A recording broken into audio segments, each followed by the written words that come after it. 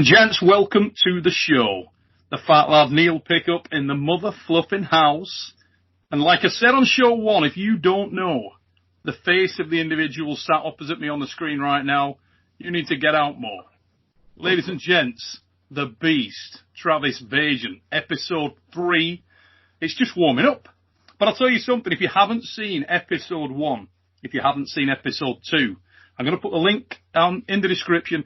Get yourself back, check those out, then come back on here and watch what we're about to talk about now. Travis, welcome to the show, mate. Hey, thanks for having me. But I do want to warn you and everyone watching that we are now in a different day, right? So, I mean, my opinions on life and arm wrestling, they change about every 2 hours. So, and anything could happen, mate. Officially, I think 3 days since episode 1 and 2. So if I completely contradict myself, then don't be surprised. Don't be surprised. And I'll make some apologies as well. It's about 10:30 at night here in the UK, which is pretty much when I do all these things in the middle of the night. So if I look a bit like, that's why. But mate, great to have you on the show. I really enjoyed episodes 1 and 2, and I know we're going to go straight into it now. I'll recap us a bit to try and sort of catch up on where we were. We had just talked about probably what I'd describe as the coming out party for Travis Bagent, really. You'd just gone to the World Championships in Ottawa, where you famously defeated the previously invincible Alexey Voevoda, man who'd been world champion in Finland a couple of years earlier. He came out with a massive reputation, still intact, and a lot of chat. And, you ran through him like a chainsaw through bushes. You really hammered him that day. And you did it in front of the watching world via the Pulling John. Now, I wanted to sort of pick up and tie that in because just to remind you a few of the comments that you made in the last episode, in case you can't recall those, mate. You were saying that when you pulled Alexey that day and when you pulled at the GNC against Dave Randall and so on, that you were at a very, very high level of ability, of strength. What I wanted to sort of pick up on, mate, and to get us started was, did at that point things really start to change? Because you'd said that prior to beating Dave at the GNC, you didn't really have that recognition. You were the chasing pack, you weren't the man. When you beat Alexey, how significant was that change in your eyes? What happened around you? Did people start to react to you differently and so on? Yeah, so awesome. Let me think here. I would say, and I think we talked about it, right? Like all the fame and fortune that came from beating Alexey was bred by Dave Randall and the GNC Show of Strength. So although I was, chasing the pack, honestly, I don't know if I was chasing the pack. I was chasing Dave Randall, who I'm pretty much believe that day, Dave Randall would have beat Alexey as well. That's just my general, I don't think that, I thought Alexey probably, was a little bit on cruise control. I don't know if he had a lot of respect for, our community as a whole, especially with the World Championships being in such a weak region. Right. And I mean, I don't think Canada is a weak region because I'm from the United States and I know those guys are tough, but a tougher region is Russia. Yes, sir. Opinion, right? Yes, it is. So the fact that, not every Russian, when I say every Russian, I mean every small country right beside Russia, right? Not every one of their best guys were there, like maybe what would have happened if we would have been on the Eastern Bloc, say 2 years prior. Yeah. We would have had more there. But the fact is, I think that Alexey kind of ran stuff over there in his own mind. He had already beat Germanis, and he was already a bit a step ahead of Taurus. So he was the man. And I thought he probably thought he was going to come over here and have to arm wrestle one of his countrymen, and not even the best countryman, the one that could get a visa and had the funding to come on the trip. So I think you add all that up, and maybe he's not at his greatest level, and I am at the very tip-top superhero status. I mean, I am super-duper nasty strong at this point. So I think that, Alexey and me are 50-50 if we go into 6 months out and we're both training as hard as we can. But if you can run yourself into a problem and not even know it. Like, I know that Alexey did not know what it meant to me to beat Dave Randall. I know he didn't. There's no way for him to know that. There's no way for him to know the sacrifice. There's also no way for him to know that at, 23 years old, I've got probably the best relationship I have with my father at this time, right? It's like a very genuine friendship now. Yep. It's not even me searching for a father anymore. It's me being a pretty cool guy, winning the national championships and having that relationship with him. So I'm digging arm wrestling very much.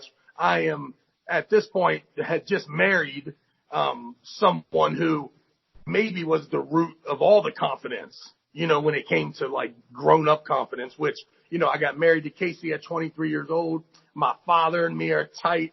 I'm winning the national championships. And you fast forward the next 4 years, I've now I got a 2-year-old son, and, life is rolling, and I'm trying to impress everyone, right? I'm trying to impress Casey's parents and letting them know that they did a good job by letting me marry their daughter. I'm definitely have spent, the last 25 years trying to impress her, right? At this point. So this was a situation where I kind of got beat up in front of my girlfriend, even though she wasn't there when Dave Randall had me around the neck. The fact is she was there because I came home and I let her know, and she felt that with me. So, a part of beating him and getting super strong and wanting to be the champ was to impress my family, right? So I got all this stuff going on, and it just, from a training standpoint, it just all kind of clicked. And it was maybe one of the first times that I had arm wrestled without being hungry in my life. So even though I had went from I graduated high school at 230 pounds, broke up with my wife in college at 21 years old and got all the way down to 205, shriveled up, dying, lovesick. So I ended up making the 198 class 2 times. Whoa. It was the hardest thing I ever did.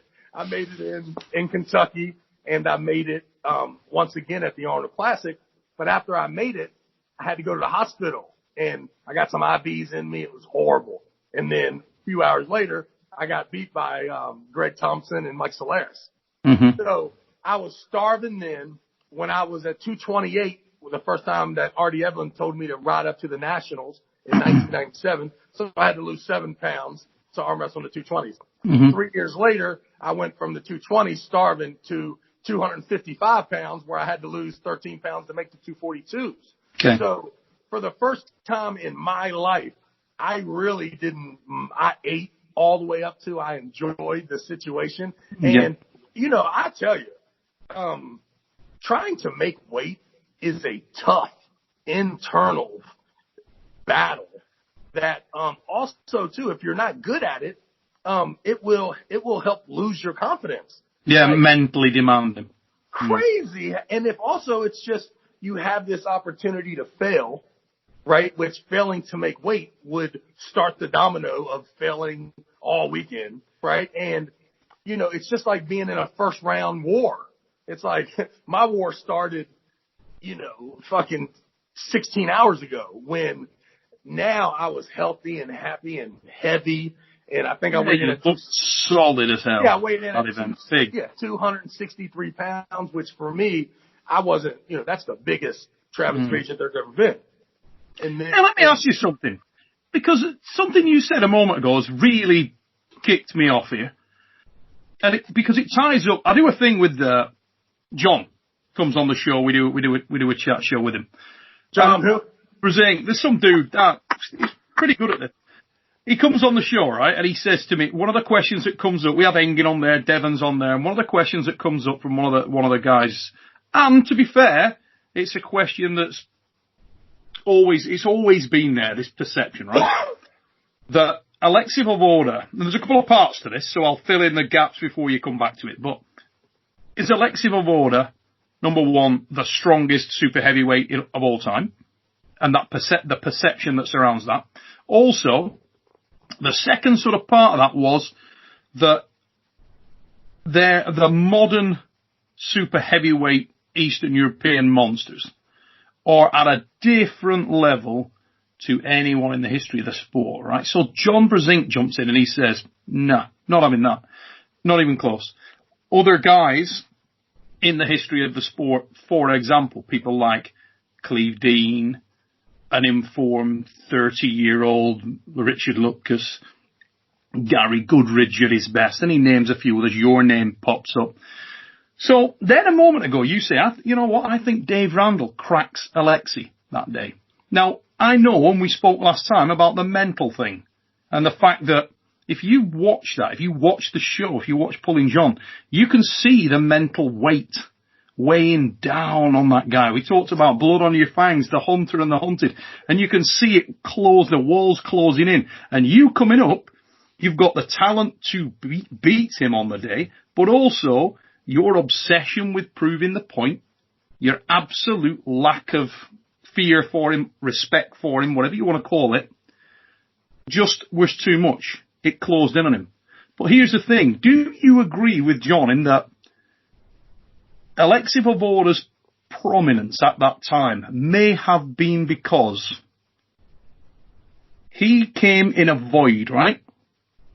Just at the end of the career of Alan Kareev, Vaktan Shabakadze, some of the other monsters from Georgia and Russia. It was just before the prominence and the real kick of Andrei Pushka, which came from sort of 04 onwards. Do you think that was the case and that you performed the same function for Alexey Voevoda that you often spoke about Dave Chafee performing on you? When Dave Chafee got to that dominance and you said, you know, it's because of this dude and the level that he got to that pushed me on to become what I am today when you ran through him. And I'm going to say that guy, because I wasn't there, I was there in Canada. And I think you were in spirit rock strong there. But physicality, pure physical presence, pure physical ability. In 2015, at the World Arm Wrestling League Finals, I'm pretty sure it's 16, you were rock strong, like stupid. You went through people like it was a joke. And I think you've had a couple of instances of that in your career, but never more so than there. So do you think that there's any truth in what I've just said? It's all perception. It's all perception, right? But you lived it. Right, there. So let me tell you another scenario. Do I think that Dave Randall could have cracked Dave Chafee? The Dave Randall that I fought at the GNC, could he have beat the Dave Chafee of 2016? And the answer is no. But Dave Chafee or Dave Randall could beat, in my opinion, the Alexey Voevoda in 2003. Mm-hmm. That was there in Jacksonville. So I think that one of the things that made me look forward to arm wrestling Alexey, because I didn't know who he was, but like I said, Dave Voevoda had told me this Alexey, and of course he said his name wrong, but we knew it was Velveeta, Voevoda, whatever it was. We later found out. Sounds a bit like so, and you'll have it. Yeah, exactly. So he gives me some information. Well, it's limited. 2003, there ain't a lot of Alexey Voevoda information on the internet. Charlie Manel dug up some matches for me, and what I saw was him getting a lot of credit for beating guys that were smaller than him, which, don't get me wrong, some of the guys that you have to beat in this world are smaller than you.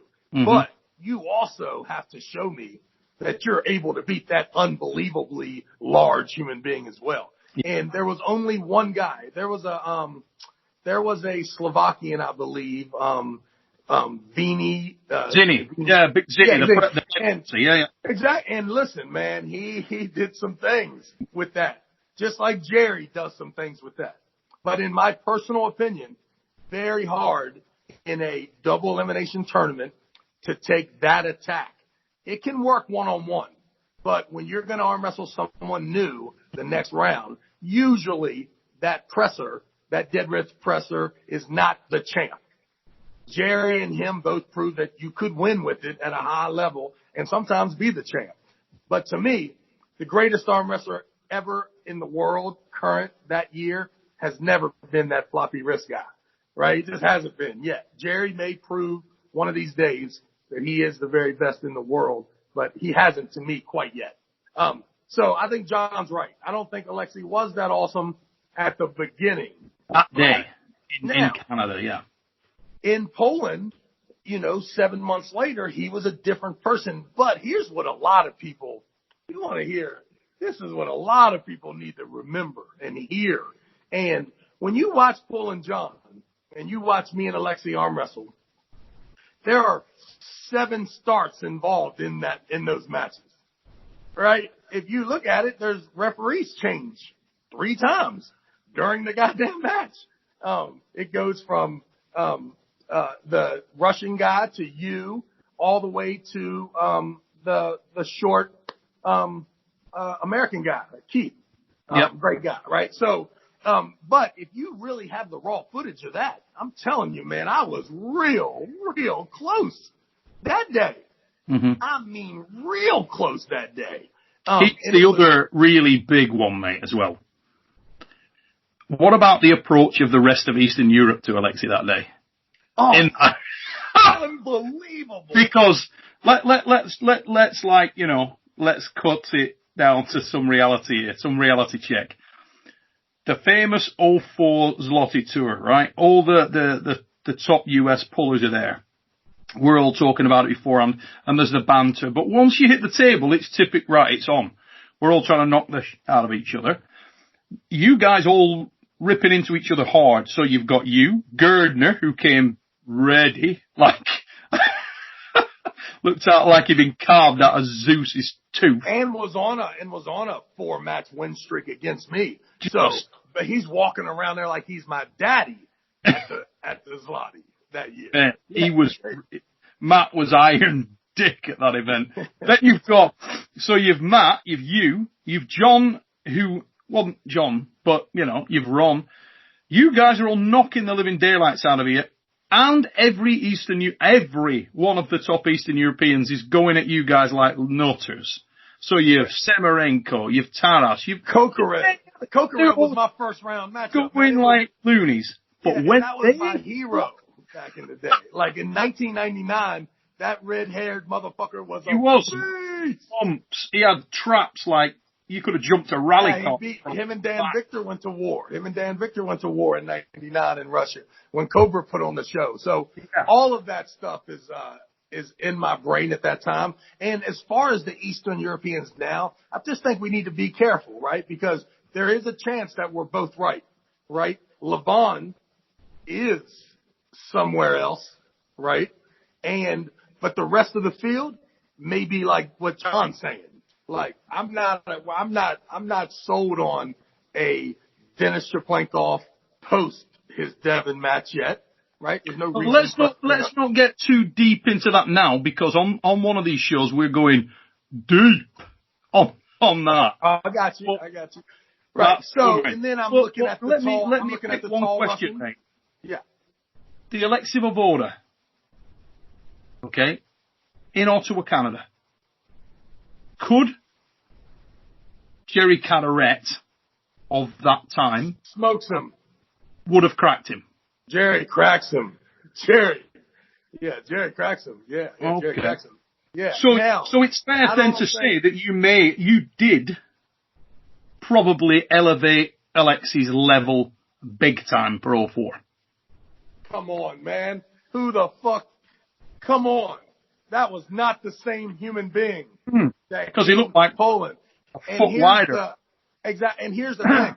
I was a little bit stronger. In my personal opinion, I was a little bit stronger that day, but he took it a little bit further. But, there are so many. I'd love for Chad Silvers to be able to be on here and tell us about the fact that he's absolutely the worst, roommate that you could ever take on the road. I mean, a disgusting, snoring, horrible person, man, that kept me up all night and there were a lot of reasons that if life was just a little bit different, and I know how close I was that first round with this guy, like, man, I know it. So, it's just funny how life is and living that and knowing all of this information and, but hats off to Alexey, because I do think that, I was being a bully or trying to be a bully. Yeah, you were going for his head. I was in his head in Ottawa in a fun way. It was fun for me to be in his head. It wasn't personal. But I took it a little to a different place and, tried to punk him down, you know what I mean, in Poland. So, and he took it very well. I mean, he's a great guy, so he took it well, and we promoted the event very well. I think that, if you're talking about arm wrestling curbs, there's something to me in Alexey, that's in his arm wrestling, maybe in arm wrestling history. I think that match may be remembered. So it was, it probably wasn't the best two athletes that ever did it that day, but it was a perfect meeting. And I was really, really, really, really fucking strong.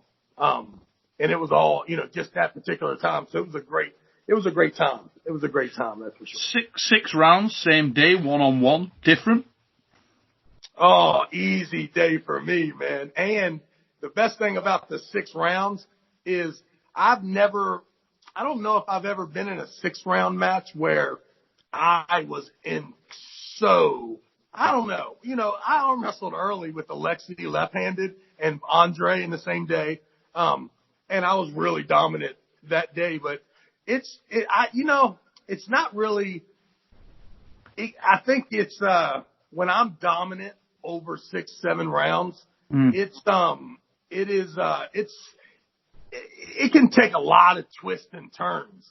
You can only be the funny trash talker as long as it's not too far, because it so quickly can turn to where they just start wanting the other person to win so bad.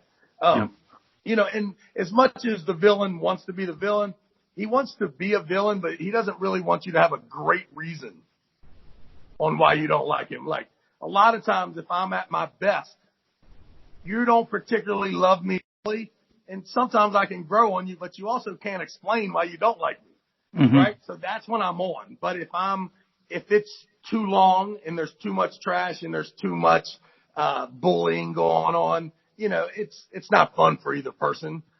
So I've mastered, I believe, the tournament arm wrestling format when it comes to the amount of face time, the timing and the jokes and the comments. The 6-round, 7-rounders trying to sell them when there's not a bunch of great arm wrestling happening. It's me dominating. It's a tougher sell, and sometimes it can go over bad. And it's amazing too, because the videos that I think are the worst of me are the most viewed, and they're the ones that people always remember, the most, right? Me with Alexey Simorenko, right? Not wanting anything to do with that, watching that, looking at that. And then everywhere I go, that's what they're watching, right? They're like, dude, I really love the one time when you acted like a complete jerk. And I'm like, yeah, I appreciate that. So, do you look back at those now and are you sort of, embarrassed by them? 100%. I'm embarrassed by the really good ones. I am horrified by the bad ones. The only one that I would have thought was when you look back and think, kind of like when I had that green T-shirt on in Dubai and I was fucking the side tip. 100%. That was terrible. And I said that was bad, wasn't it? That was bad. Camels were coming. I share that video every time. Terrible. That was a bad look. I should never have done that. So I look like part man, part jelly. It is not good. Now, the time when they nailed your ass with that one was those skull cap. You remember the... Oh, God, that was brilliant, wasn't it? On the Vendetta, with Vendetta written on it. And oh, mate. That was terrible. I put a post the other day, and I had that photo, and I said, they should have paid me more money for rocking a lot of money, mate. It was awesome. When Alexey ripped it off after our round, it was our first round, and it was funny because, I mean, there's a funny story there with Austin, right? So the funniest thing about Poland that I remember, there's two funny stories. The first one is do you remember Lucas, who was the translator? Yes, yeah. The greatest. Great. Man, come on. Me and Lucas were friends for 15 years. He was ace. He was a great, great human being. So Lucas picks me up at the airport, and my wife is not able to come. I don't know. I don't remember, I guess. I don't know if it was kindergarten. Something was happening where she couldn't come, but her mom wanted to come really bad. See Poland. Okay. So her and my wife's sister came to Poland. So the accommodations were meager at the time when Igor, we're just starting this thing. So Igor, first thing he does is, I don't know if I've ever really been out of the country too much at this time. Definitely not in Poland, right? Yeah. Like, I've been a few places, but never Poland. So he picks me up. It's freezing cold, and he takes me to this, looks like a boarding school from about 3000 fucking BC, right? It is absolutely terrifying. So he takes me in this room, and it's got a small tube TV with 2 channels, only speaking Russian and Polish. Mm-hmm. And I'm just like, and I'm doing this for $3,000. I think and then maybe $1,000 bonus if I win, right? So I'm a little shook. I can make $5,000 if I win them both, right? Pushkar right-handed, Alexey left-handed. So we get to Gdynia, and he puts me in this place, and I'm instantly just want to go start crying. Like, really, like, I'm like, oh my goodness, the bed's little, like all this nightmares are coming. And the only thing I'm thinking about is, man, what am I going to eat? Like, what am I going to eat here? Cause I'm not a world traveler at all. So brings us down in this cafeteria. It's cold, and there's this 3 big pots of like stew, right? And I'm like, this stew looks like something like the witch's broth, right? Like, I can't believe it. There's a big ham hock or something, tongue, or I don't know what's in this thing, right? And they go around, and Igor tells me that it's warrior, it's, tradition, that this is dinner. Well, I've already decided I'm not eating anything, right? There's no way I'm eating this stuff. So I'm like, my man, do you have any bread or anything like that? And he's like, oh, Travis, you must eat what everyone eats. And I'm like, I'm twisted, right? And Alexey and all the guys come in, and everybody's mean and huge and awesome, and they all put their little like a tin cup into that stew, and they drink it, and I'm like, no, I can't do it. Like, I'll throw up. I can't do it. And then, everybody's like, dinner's awesome, thank you, Igor. And I'm like, oh my goodness, what am I? And then they all start laughing, and then the guy comes out with a bunch of beef and all kinds of stuff. So that was my introduction there, and it was terrifying. And the funny thing is Lucas went and picked up Molly and Casey's mom, tried to bring Casey's mom to that place. Casey's mom said no. Yeah, no. Forget it. Take me to the Marriott. So they ended up staying at the Marriott, and it was awesome. But Lucas fell in love with Molly, and it was a great trip. Does Molly look like Casey? Exactly, 100%, same person. Oh my God! Just like 4 or 5 years, or 3 years apart from each other, but yeah, like the same person. And it was a good fun trip. But Lucas asked about Molly every day after that for about 3 years. Yeah, crazy. So obviously you were thick into the Vendetta series at that time, and you pulled some pretty serious individuals. I mean, Farid Usmanov. So Igor tells me that I can't beat Alexey when I'm in Ottawa leading up, right? Because I'm talking so much trash. And I say, well, listen, I'm going to beat him. And then after I beat him, I want you to make these videos of me. And he says, if you beat Alexey, you come to Poland, for the Zloty tour. I'll pay for everything. And I'm like, all right, sounds good. So, then of course I beat him, and then Igor is immediately like, it was so funny. It was like, he is so much like Don King that day, because he really took Mike Tyson in the ring and then walked out with Buster Douglas. Like, and he did it right in front of Alexey. And I know he did it from a media standpoint. Yeah. That helped. It helped. Like, Alexey could feel that I wasn't just maybe a little bit stronger than him, but that I was the show and that I had a chance to arm wrestle with him. So it helped. It helped with that whole psychological warfare. It was like even his buddy loved me more. And I know what Igor wanted. Igor wanted to sell arm wrestling. And so when Igor saw me, I mean, his eyes lit up. I mean, Igor wanted me. He wanted to adopt me. I mean, the love that Igor would embrace me with, and he'd pull me close to him. I mean, he asked me. I mean, I was the first. Well, I don't know. I may not have been the first, but a huge consideration for me to run the PAL USA, and for me and Savon to do all this stuff.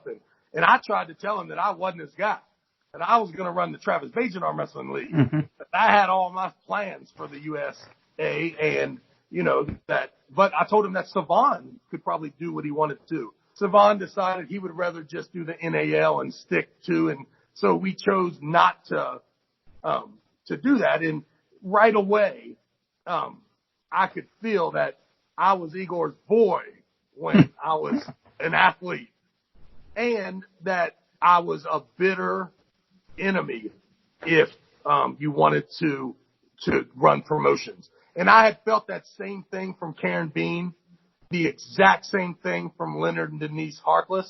And sarcastically, I feel that with Bill Collins and almost every promoter that there is, right? Because for whatever reason, it's totally okay for them to take sponsor money, and bring me over to do a show.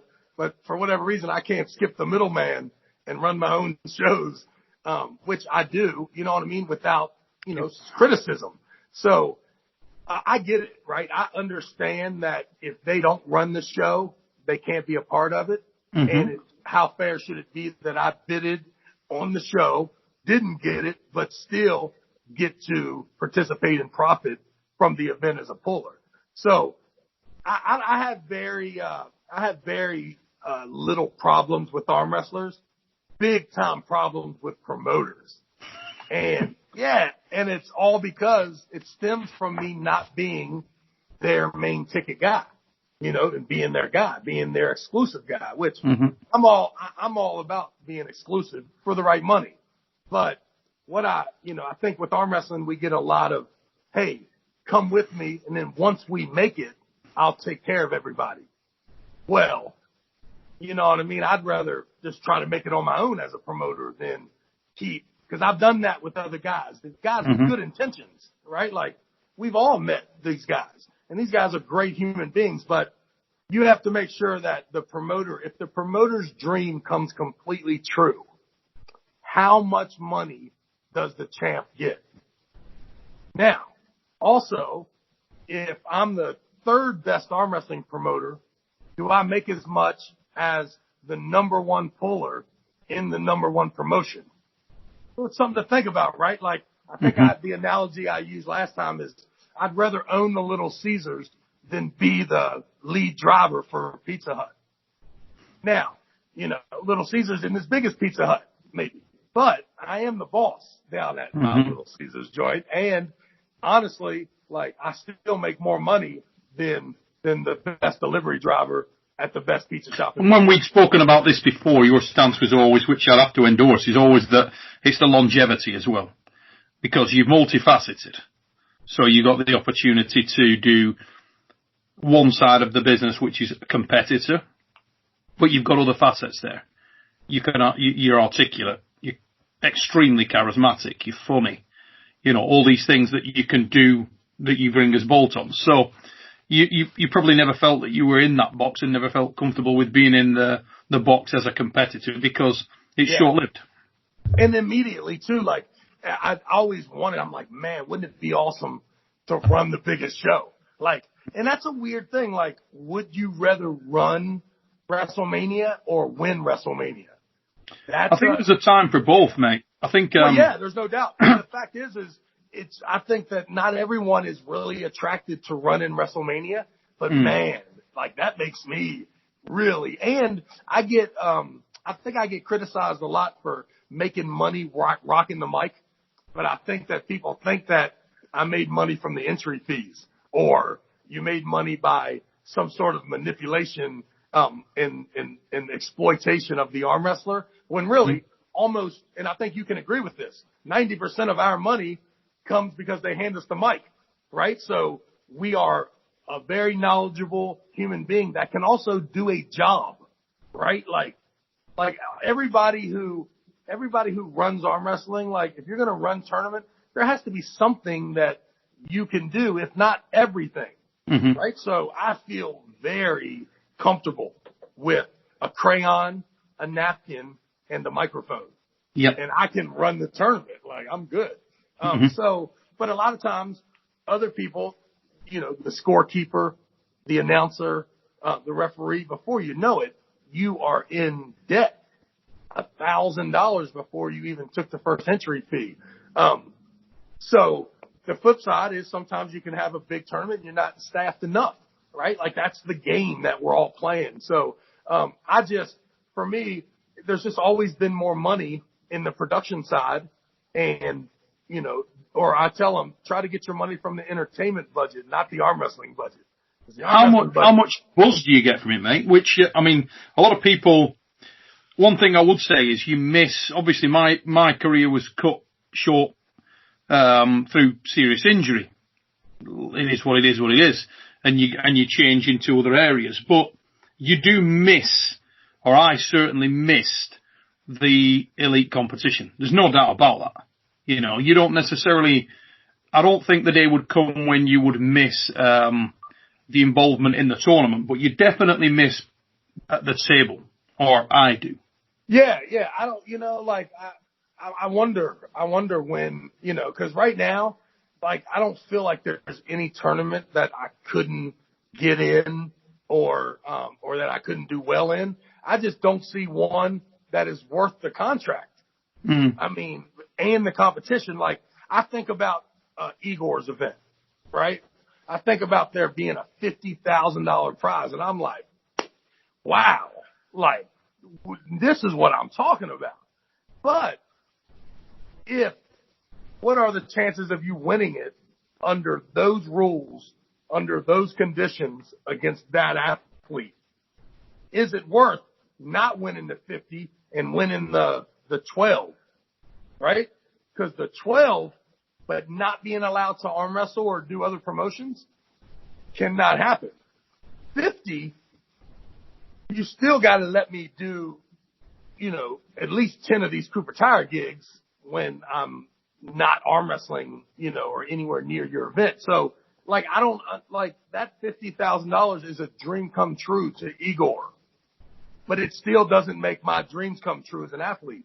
If it demands 100% exclusive, you got to be 100% exclusive, and that you cannot, run tournaments and do promotional gigs for other companies and other leagues. And it's, the same thing with, the World Arm Wrestling League.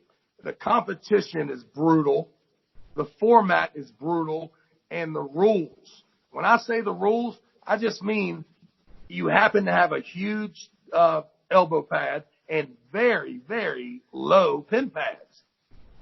It just as it happens to be a fact, right? So it's setting up. It's a tough gig. And for those people that say that, that there isn't the level of competition in the World Arm Wrestling League in the heavyweight division, I think they need to take a reality check because it's the craziest thing ever. Is. Michael Todd, for example, if we take one name, horrific individual to beat over a super match for. format. Take all 4 of them. Yeah, Gennady Quinvilla now coming over, Jerry, Devon, Michael, Murderer's Row. I mean, that's bad. Yeah, and the funny thing is, you know, it's funny how you can think of Levon and think he's more than one person. Mm. You know what I mean? Like, Levon does look impressive. You know what I mean? There's no doubt about it. Yeah. But I'm just telling you, like, Vitaly, I mean, he looks like the truth too, but he's got to prove it. Like, if you're a super heavyweight, you got to come hang out in the United States. Like, you got to. Like, now, if you're any other weight class, I can understand why you don't think you necessarily need to conquer North America. But if you're a super heavyweight, you do have to. I don't care. Like, good luck. Just come on over here. Let's put it in a tournament. And your first match is Devin. Your second match is Michael Todd. Your third match is Dave Chafee, and I'm waiting for you in the finals. Come on over here, right? Because that ain't easy. No. Ain't easy to do. I mean, now, you let's may be honest. Able to do it. Levon particularly is an extreme. I mean, he's a very good puller. He's mega strong, and he's also got that physical. Actually, very different from his character. He's a lovely person, but he looks so intimidating. So his draw on that sort of, you know, the image, the aesthetic of him being such a monster is unbelievable. I mean, you wouldn't want him popping up at the end of your bed, would you? Dimly lit room. Cobra say you just tuck him in. Mate. Tuck him in if he's in bed. Mate, I'll tell you, that's a scary individual right there. I 100% agree. He would have a very, very difficult ride. Win, lose, or draw with some of the top athletes in the, Michael Todd in particular, just because of that horrific 100%. style, you know? 100%. Yeah, now then, 100%. before we get into that, I realise we're at 41 minutes. So ladies and gents, that wraps up this particular episode, but we will be back with more from Travis Bagent very soon. Remember, guys, link to the other shows in the description if you like what we do. Please help us out. Let's get this channel booming. I'd like you to subscribe if you could, guys. Please like, share it, tell everybody about it. Let's get the word out there. And again, hope you and your families are well. Weird times, but we'll be back very, very soon. Take it easy, peeps.